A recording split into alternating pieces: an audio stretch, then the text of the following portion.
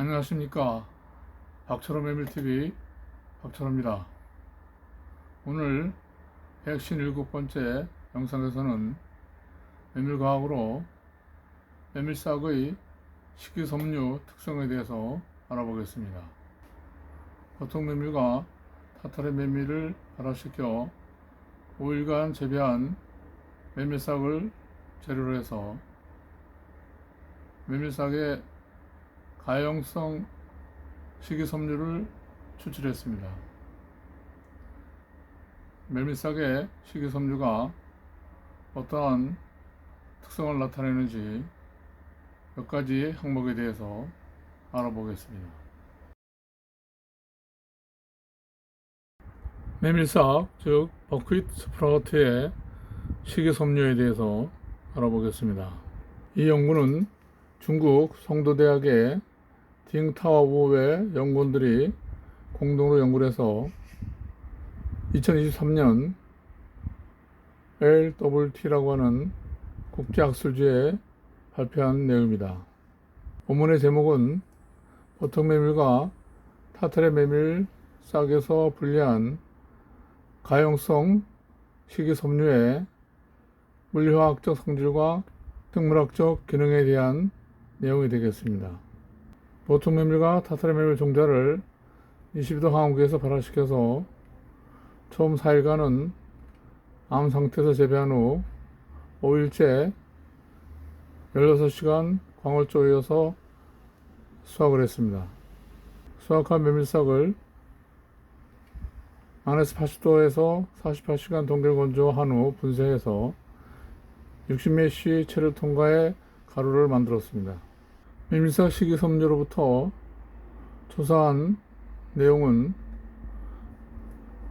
보통 메밀과 타타르 메밀 가연성 식이섬유에 다당류, 촌단백질, 총플라보노이드, 총우론산 등의 함량, 분자량, 열성질, 단당류 조성, 화학구조, 메트라 정도와 같은 물리학적 성질과 항산화 활성, 담조산과 지방 흡착력, 당화 반응 저해, 항암 효과, 프리바이오틱 가능성 등을 분석한 생리적 기능으로 구분됩니다.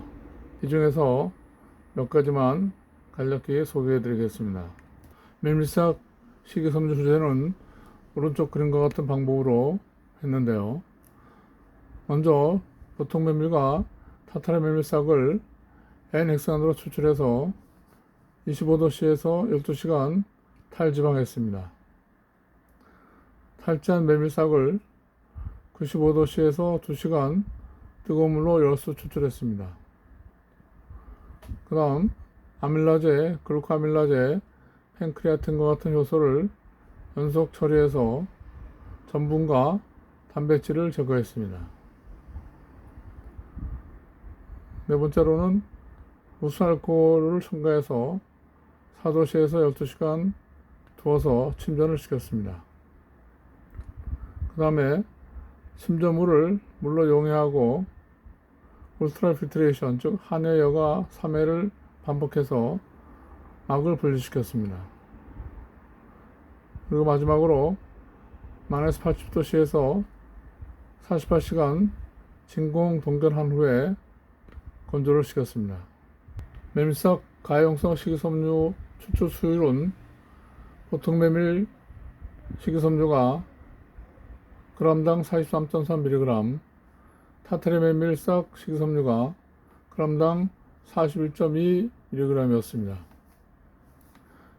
다당류 함량은 보통 메밀싹 식이섬유가 100g당 93.4mg, 타타르 메밀싹 식이섬유가 100g당 92.9mg이었습니다. 단백질 함량은 보통 메밀싹 식이섬유가 100g당 4.7mg, 타타르 메밀싹 식이섬유가 100g당 4.5mg이었습니다. 총 플라보노이드 함량은 보통 메밀싹 식이섬유가 19mg, 타타르 메밀싹 식이섬유가 g당 14.5mg이었습니다. 니트로 정도는 보통 메밀싹 식이섬유가 30.7%, 그리고 타타르 메밀싹 식이섬유가 35.8%였습니다. 이 메티라라고 하는 것은 수소 원자를 메틸기로 치환하는 알키라와 형태를 의미합니다. 그 분자량은 단위가 달톤 곱하기 10의 5승인데 보통 메밀삭 식이섬유가 2.53, 타타르 메밀삭 식이섬유가 17.8이었습니다.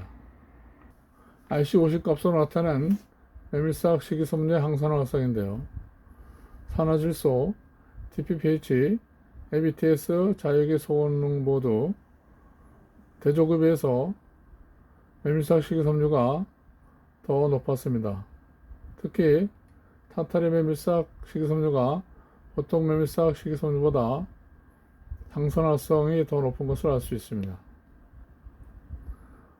또 메밀삭 식이섬유 추출물의 농도가 높을수록 항산화성이 높은 농도 의존적인 결과를 나타냈습니다. 지유방암 세포, 인간 유방암 세포 MDA, MB231, 또 인간 유방암 세포 MCF7, G결장암 세포 CT26, 인간 난섬 세포 A2780 이렇게 5종의 암세포에 대해서 메밀삭 식이섬유는 농도 의존적으로 높은 항암 효과를 나타냈습니다. 오른쪽 그림은 각 암세포에 대해서 농도별로 항암 효과를 나타낸 것입니다. IC50 값을 기준으로 인간 유방암 세포, G결장암 세포, 이 두 암세포에 대해서는 보통 메밀삭 식이섬유보다 타타르 메밀삭 식이섬유가 더 높은 항암 효과를 나타냈습니다. 반면에 G유방암 세포, MCF7 인간 유방암 세포, 인간 난소암 세포에 대해서는 보통 메밀삭 식이섬유가 타타르 메밀삭 식이섬유보다 더 높은 항암 효과를 나타냈습니다. 안티글리케이션, 즉 항당화 효과입니다. 글리케이션이란 당화 반응을 나타내는데요.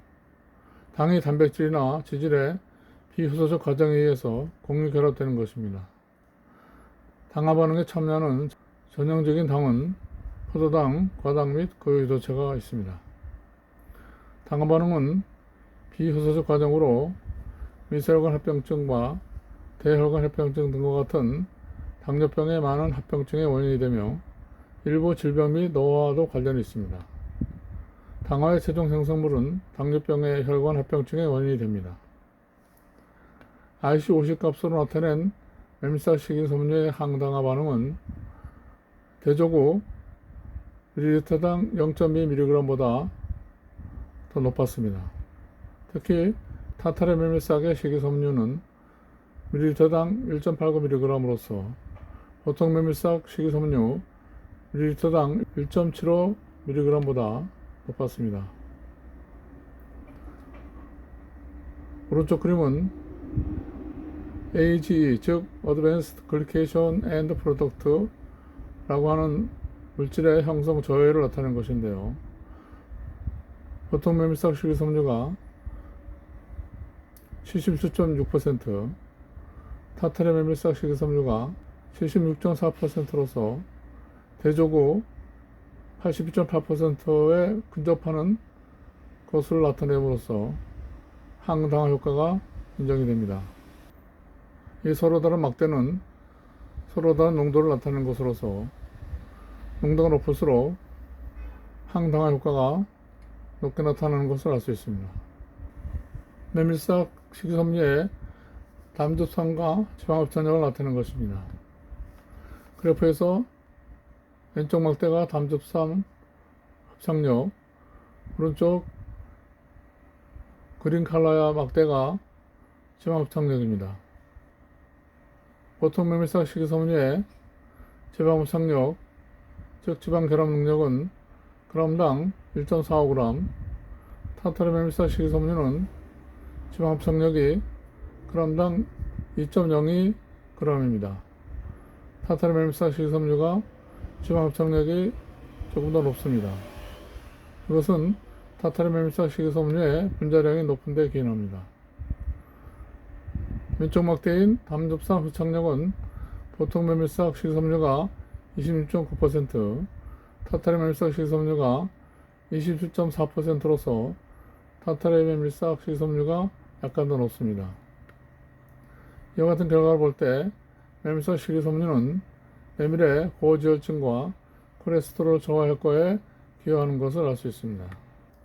프로바이오틱스라고 하는 것은 건강에 관련된 기준미생물에 의해서 선택적으로 사용되는 기질입니다. 프로바이오틱스로서의 식이섬유는 장내 세균 조성 조절 및 단세 지방산 생성 향상 등으로 여러 가지 건강상의 이점을 제공합니다. 오른쪽 그림에서 위에 있는 그림은 프리바이오틱 생산량이 되겠고요. 아래 그림은 숏체인 패티 애시드 SCFA, 즉 단세 지방산 생성량을 나타낸 것입니다. 각 프로바이오틱별로 맨 왼쪽에 있는 막대가 대조구, 두 번째가 이눌린, 세 번째가 보통 메밀싹 식이섬유, 그리고 네 번째 맨 끝이 타타리 메밀싹 식이섬유입니다. 보통 메밀싹 식이섬유와 타타리 메밀싹 식이섬유 모두 유사하게 락토바실루스 플랜터룸, 락토바실루스 호멘툼, 락토바실루스 람노소스 모두 생장이 촉진되는 것을 알 수 있습니다. 바실루스 아돌렌센티 경우에는 보통 메밀싹 식이섬유가 타타리 메밀싹 식이섬유보다도 프로바이오틱가 더 강한 것을 알 수가 있습니다.